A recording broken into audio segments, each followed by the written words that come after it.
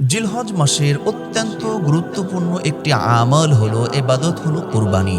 এই কুরবানি ইমানদার মুসলমান করে থাকে আল্লাহর নৈকট্য হাসিলের জন্য, আল্লাহর সন্তুষ্ট অর্জনের জন্য। কিন্তু এই কুরবানিটা যদি আমাদের হেলাই খেলাই বা অবহেলার কারণে যদি ত্রুটিপূর্ণ পশু দিয়ে কুরবানি করেন, তাহলে কুরবানিটা আপনার নষ্ট হয়ে যাবে। যে কোনো পশু দিয়ে কুরবানি করলে কুরবানি হয় না, এমন মারাত্মক 4টি ত্রুটি রয়েছে। রাসূলুল্লাহ সাল্লাল্লাহু আলাইহি ওয়াসাল্লাম সুনানে নাসাঈ, সুনানে আবু দাউদে উল্লেখ করেছেন, আরবাউন লা তাজুজু ফিল আদাহি, এমন 4 ধরনের পশু রয়েছে, ত্রুটিপূর্ণ পশু, যেই পশু দিয়ে কুরবানি করলে কুরবানি আল্লাহর কাছে কবুল হয় না। যার 1 নম্বর হলো আল আওরাউল বাইয়ানু আওয়ারুহা। 1 নম্বর হলো যে পশু স্পষ্ট কানা, তার 1 চোখ কানা বা 2 চোখ কানা, স্পষ্ট কানা, যে তার চোখে ত্রুটি রয়েছে, চোখে ঠিক মতন সে দেখতে পারে না, এই রকম যদি পশু হয়, সেই পশু দিয়ে কুরবানি করা কিন্তু আপনার জন্য জায়েজ হবে না।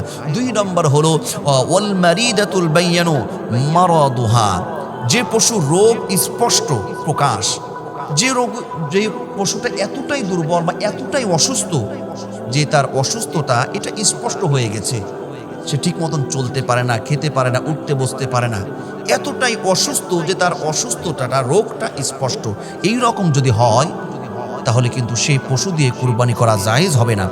3 নম্বর হলো, আল্লাহর নবী বলেন 3 নম্বর হলো ওয়াল আরজাউল বাইয়ান যলাউহা। আল্লাহর নবী সাল্লাল্লাহু আলাইহি ওয়াসাল্লাম বলেছেন, যে পশু স্পষ্ট খোড়া বা ন্যাংরা, একেবারে আপনার কাছে স্পষ্ট যে এই পশুটা ন্যাংরা বা খোড়া, আপনি বুঝতে পারছেন যে সে প্রকার স্পষ্ট যে সে ন্যাংরা, এই রকম ন্যাংরা খোড়া দিয়ে কিন্তু পশুদের কুরবানি করলে কুরবানি হবে না। 4 নম্বর ওয়াল কাসীরাতুল্লাতী লা তুনকি।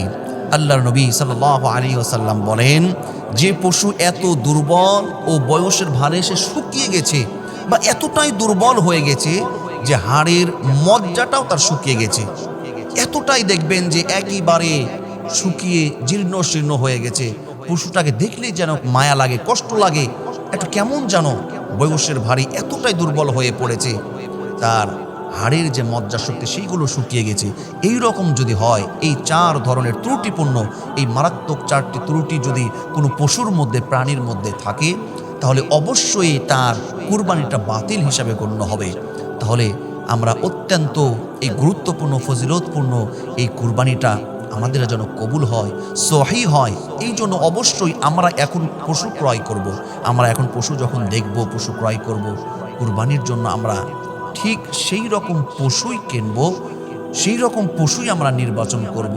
আমার আল্লাহ সুন্দর, আমার আমলটাও, আমার পশুটাও, আমার কুরবানিটাও যেন সুন্দর হয়, এই বিষয়টা লক্ষ্য রেখে আমরা ত্রুটিপূর্ণ কোনো পশু ক্রয় করব না। আল্লাহ যেন আমাদের কুরবানিগুলো কবুল করেন, আমিন।